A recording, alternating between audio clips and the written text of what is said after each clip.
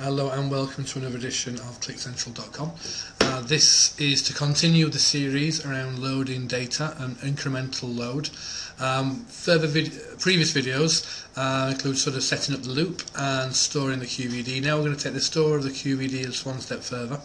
I'm not going to spend too much time talking about what's gone before. Those videos are available and there'll be links posted in the descriptions and obviously on QlikCentral.com. Basically the loop, just to catch your speed slightly, sets up some dates, a start date and an end date. It loops for a 4 next loop through those dates, one after the other, starting at loop start and loop end. So it'll do a load of each day one at a time, and then it will store it into a QVD file. And that's as far as we got on the last video, the actual store, and ensuring that we append the new data onto what's existing there. So what I'm going to do is extend the store process a little bit, just make it a little bit more advanced. Now this will do a recovery load and an incremental load, so what we'll do is we'll cover that off now. Okay, so first of all what we'll do is encase the whole of this script here within a conditional statement. So I'll just make it a bit shorter. Oops. Just to make sure that we're actually going to do something only if we have some data in the load statement on the previous tab for that day, for that particular point of the loop. So if we put in, so if number of fields and the table name is data is greater than 0, then we execute this code here. So we end if here.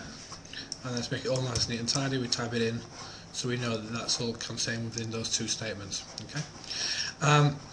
We can go on a little bit further than this. So this at the moment will, if we have some data, we will then load up the previous QVD, concatenating it to that QVD's information, but only where not exist date. In other words, we're not going to duplicate the same day's worth of data on the off chance that we run the script twice. Okay, so what we're going to do now is just first expand this slightly to say we're only going to concatenate information to that QVD file if the QVD file actually exists. Because if it doesn't exist, the QVD file is not there, and we try to load it, we'll get an error message, and the script will error, and we'll have a failed process. So I've copied that onto the clipboard already. Saves me typing it in. So if not is null, file time QVD data, then we'll execute this. So I'll just put an end if here and I'll talk you through it. And also as well, actually I think we need to add in the file path as well, so it's in the data folder. Okay. So the file time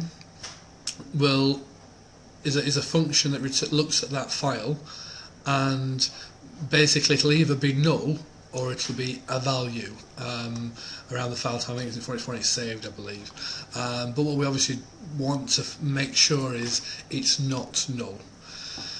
So if not is null, file time, then we move on, and we know that the file exists, and therefore we can read the information back and we can store it.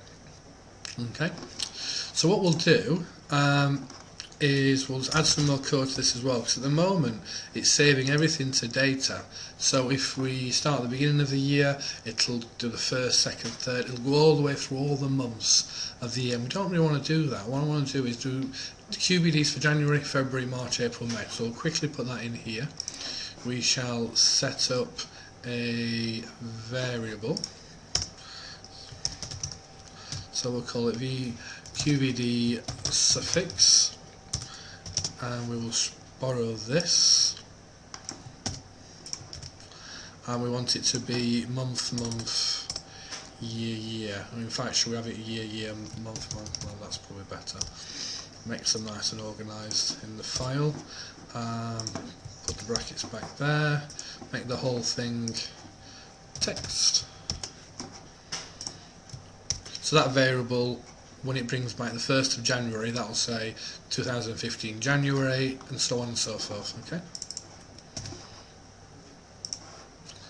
So what we'll do is we'll look for January's data.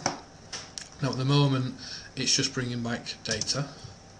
So if we pop in the dollar expansion there, it'll now look for data, put an underscore, it'll look for, you know, whatever date it is.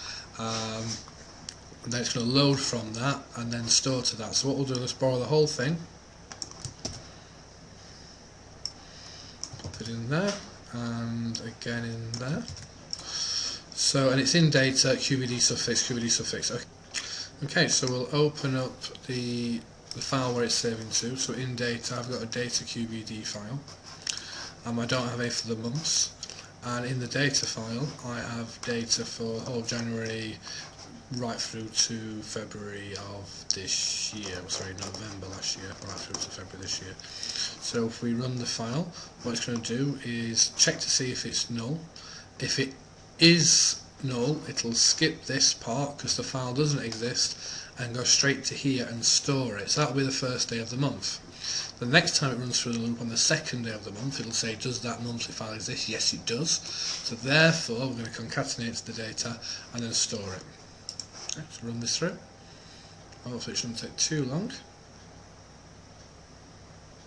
You can see the file name's changing. Excellent, we've run through. No error messages.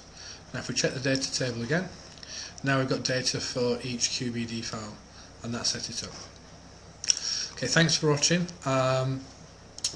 Like I said at the beginning of the video, there's going to be a series of these looking at the data extracts. I'm going to put links into the comments as soon as I can. Check out QlikCentral.com, that'll have all the links to the videos as well. Please leave comments about future videos, ideas, or just any comments you'd like really. And thank you very much for watching. Goodbye.